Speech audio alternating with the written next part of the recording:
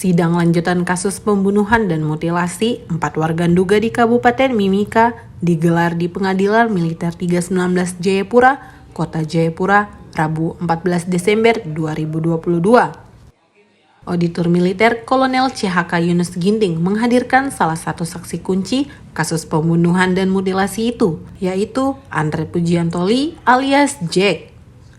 Sidang digelar untuk memeriksa perkara 5 prajurit Brigade Infanteri Raider 20 Ima Jaya Kramo yang menjadi terdakwa dalam kasus pembunuhan dan mutilasi di Mimika. Kelima prajurit TNI Angkatan Darat yang didakwa dengan pasal pembunuhan berencana dan pasal pembunuhan itu adalah Kapten Infanteri Domingus Kainama atau Pasipam Ops Brigif R20 LJK 3, Pratu Rahmat Amin CC, Pratu Rizky Oktav Mulyawan, Pratu Robertus Putra Klinsmann, dan Prakapar Gorumbowo.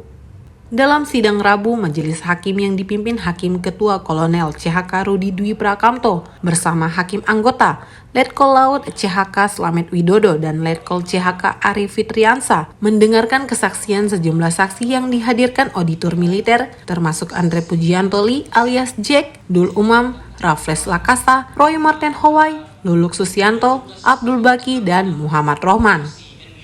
Saat diperiksa sebagai saksi, Andre Pujiantoli alias Jack beberapa kali ditegur majelis hakim karena dinilai memberikan keterangan yang berbelit-belit. Jack membantah terlibat mutilasi para korban dan membantah jika dirinya merencanakan atau memerintah pembuangan jenazah keempat korban. Jack menyatakan dia tidak mengetahui kondisi keempat korban saat dibawa ke Lokpon. Jack juga mengaku bahwa ia berada di gudang miliknya pada saat para terdakwa menggelar rapat perencanaan di gudang itu pada 20 Agustus 2022. Akan tetapi, Jack mengaku tidak mengikuti rapat itu karena dia sibuk membuat kopi dan memantau para karyawannya yang bekerja di gudang tersebut. Kesaksian Jack itu dinilai banyak tidak sesuai dengan isi berita acara pemeriksaan atau BAP Jack yang dibuat penyidik. Hakim Ketua Kolonel CHK Rudi Dwi Prakamto pun menilai berbohong karena memberikan kesaksian yang berbeda dengan isi BAP. Saksi 2 atau Andre alias Jack banyak bohongnya ini. Tidak apa, biar nanti kami yang menilai, ujar Hakim Ketua. Kan gak nyambung ini keteranganmu. Saksi, coba. Kenapa langsung kasih? Hakim juga mempertanyakan kesaksian Dul Umam yang dinilai berbelit-belit dan berubah-ubah. Mirip kesaksian Jack, Dul Umam yang diperiksa sebagai saksi ketiga dalam perkara itu mengaku tidak terlibat mutilasi para korban dan tidak ikut membakar mobil. Dia juga menyatakan dirinya tidak mengetahui kondisi korban saat berada di Lokpon. Dul juga mengaku tidak mengetahui rencana pembuangan jenazah korban dan dalam proses pembuangan jenazah ia hanya mengikuti para terdakwa saja. Keterangan Dul itu berbeda dengan isi BAP.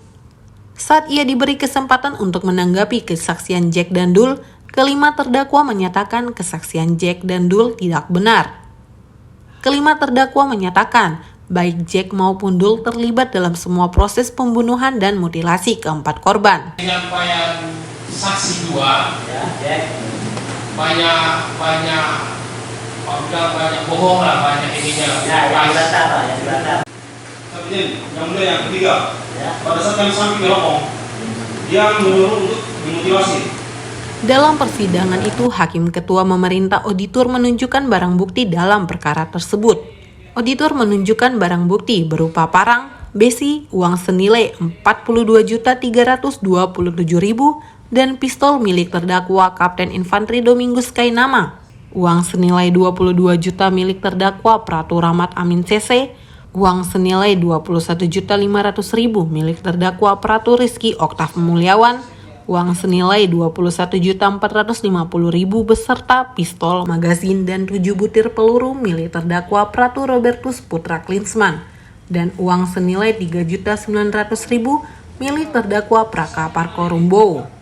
Hakim Ketua Kolonel CHK Rudi Dwi Prakamto memutuskan menunda persidangan sampai 10 Januari 2023. Persidangan berikutnya akan mendengarkan keterangan sejumlah saksi lain dalam perkara tersebut. Seusai itu, Auditor Militer Kolonel CHK Yunus Ginting menyatakan dari keterangan saksi akan dinilai lagi dari majelis hakim dalam keterlibatan merencanakan dan mutilasi para korban. Waktu saya sebagai auditor sudah menanyakan itu unsur-unsur yang kita arahkan itu kan sudah masuk. Bahwasanya dia melakukan dari awal itu mulai dari perencanaan bersama-sama, ya kan, menyusun suatu kegiatan untuk melakukan itu kan dia ikut dan itu diakui semuanya tadi itu, bahwasanya dia juga berkumpul di tempat fitness, berkumpul di rumahnya di lantai 2, terus melakukan pemukulan itu juga ada di lapangan dia, pengecekan lokasi dia ada, bersama-sama berangkat ada, termasuk juga dia melaksanakan itu mutilasi itu juga dia ada. Memang di situ dia tidak secara gamblang menyampaikan bahwasanya dia ikut kan gitu ya. Tapi kan ada bantahan dari para terdakwa bahwasanya kalau terdakwa itu menyampaikan mengakui perbuatannya dan dia ada di situ.